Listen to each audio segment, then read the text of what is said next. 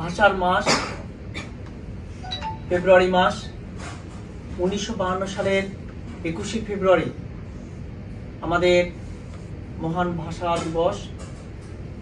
সালাম, রফিক, জব্বার, শফিক, বরকত সহ নামনা যেন অনেকের রক্তে রঞ্জিত সেই 1952 21শে ফেব্রুয়ারি।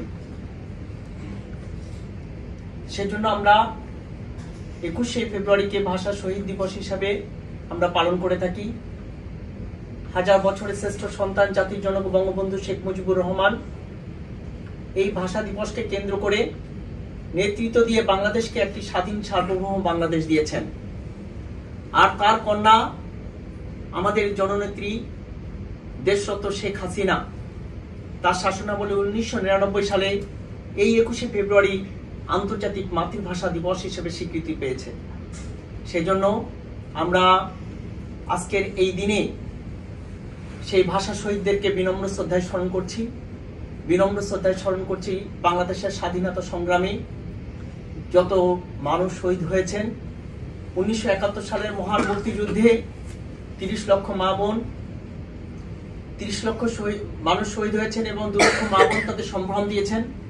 জাতির জনক বঙ্গবন্ধু শেখ মুজিবুর রহমানের নেতৃত্বে যারা আন্দোলন সংগ্রাম করেছে, 1975 সালের 15 আগস্ট বঙ্গবন্ধু সহ সহপরিবারে যারা নিহত হয়েছেন, হত্যার শিকার হয়েছেন, তাদেরকে বিনম্র শ্রদ্ধায় স্মরণ করছি।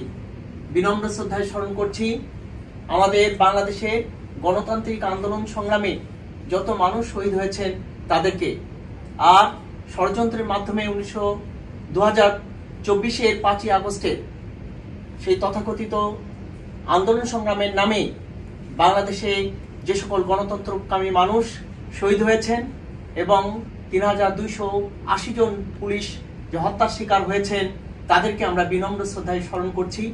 আমাদের 21 হচ্ছে আমাদের চেতনা, 21 হচ্ছে আমাদের বিশ্বাস। সেই জন্য আমরা এই 21-এর চেতনাকে কোনোভাবেই হারিয়ে যেতে দেব না। আমরা 21-এর চেতনাকে ধরে আবার আগামী দিনের সুন্দর একটি বাংলাদেশ, সুখী সমৃদ্ধশালী বাংলাদেশ, আমার জাতির জনক বঙ্গবন্ধুর স্বপ্নের বাংলাদেশ, জননেত্রী দেশরত্ন শেখ হাসিনার নেতৃত্বে আবার একটি সুখী সুন্দর বাংলাদেশ বিনির্মাণের শপথ গ্রহণ করছি। সেই আঙ্গিকে এখন আমাদের যে জাতীয় সঙ্গীত, সেই জাতীয় সঙ্গীতটি আমরা সমবেতভাবে সবাই একই সাথে জাতীয় সঙ্গীতটি গাচ্ছে আমাদের ছোট্ট শিশু রূপসী বাংলার সাথে।